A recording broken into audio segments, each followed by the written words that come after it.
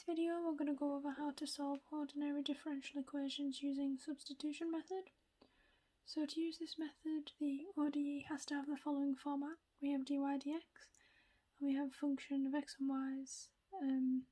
We have them divided, preferably, and they have to have the same order. So the orders of the upper and lower parts of the fraction have to match. The order of the term is how many variables are multiplied. This is also called homogeneous ODE. So you'll see clearly in these two examples. So we have x squared dy dx plus y squared minus xy. So what we're going to do is we're going to have it in this form and have dy dx by itself. So we can have dy dx. So we have, if we plus xy on both sides and minus y squared, all divided by x squared. So as we can see here, just to check the match, all of our variables on this side are order 2. So we have y times y, x times x, and x times y. So that means we can use the substitution method. So now that we've done that, we're going to substitute v, which is just another variable, equals x over y, or in other words, y equals vx into here. So we're going to substitute y for all these y's. So we have dy over dx equals vx squared minus v squared x squared all over x squared. Now you might be able to tell that these can cancel already, but before we do that, we need to substitute in a dy over dx, and we are going to differentiate our substitution. So this involves explicit differentiation. So we have dy over dx, and that would equal dv over dx x plus v if we differentiate this with respect to x. Then this is also differentiation when you use the product rule. So now we substitute in this here. So dv over dx x plus v equals, and we can cancel out the x squareds. So you have v minus v squared.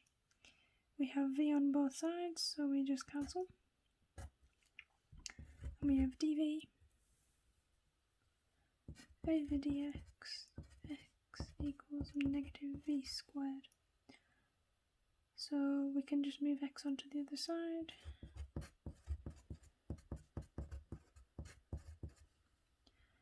So now what we're going to do is we're going to separate the variables. We've done a separate tutorial for this, but yeah, we're just going to do it. So we have negative 1 over v squared, moving this down, and 1 over x, moving this up, dx. Now that we've done that, we're going to integrate. So we'll do that over here. Sorry, I forgot dv. Integrate. So then we'll be left with v to the negative 1, because if we have this in indice form, it's the same as negative v to the negative 2. It might be an easier way to visualize it. So we integrate it to get v to the negative 1. That equals 1 over x integrated is the natural logarithm. And of course we have the constant of integration plus c. And so once we've done that, we need to substitute back in our v. Remember y equals vx, we substituted that in before. So when we substitute in v to the negative 1, we have x over y equals ln x plus c. And then if you want to get y by itself,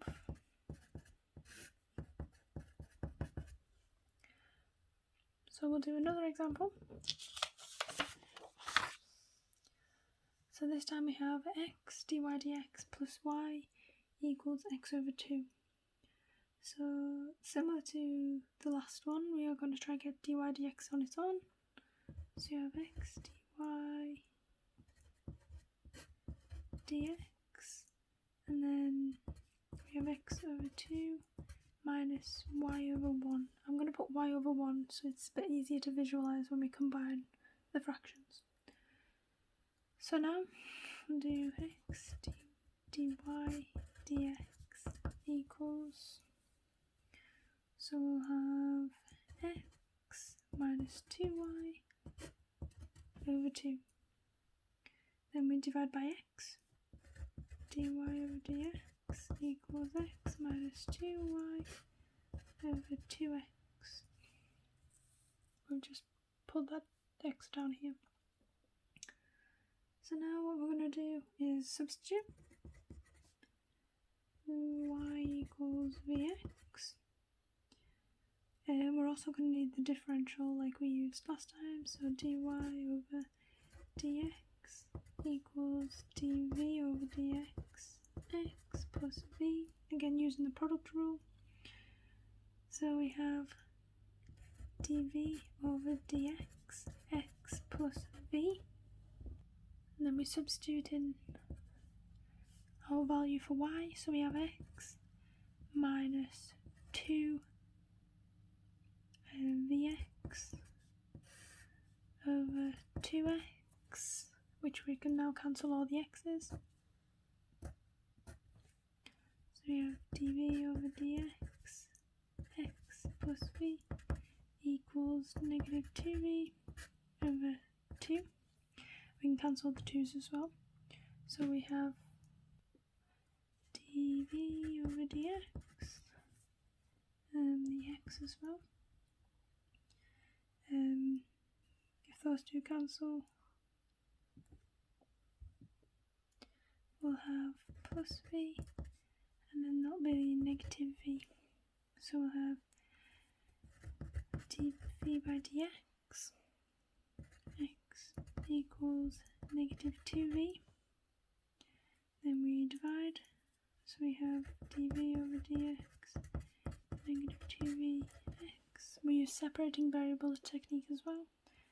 So we have negative 1 over 2v dv, bringing this down, equals 1 over x dx. So integrating both sides, this gives us negative 1 over 2 natural logarithm v, and that would equal the natural logarithm of x plus c, because we have constant of integration. Now what we're going to do is we're going to switch it, so almost reverse, take the natural log of everything. So we have minus a half minus a half v equals x plus e to the c. Then we're going to multiply everything by negative 2 to make this v equals. So if we start here again, so negative 2, we have v equals negative 2x negative 2e to the c. And now once we've done that, we're going to substitute back in our value. So we substituted y equals vx. So we would have y over x equals negative 2x negative 2ec, and then we multiply everything by x to get y by itself.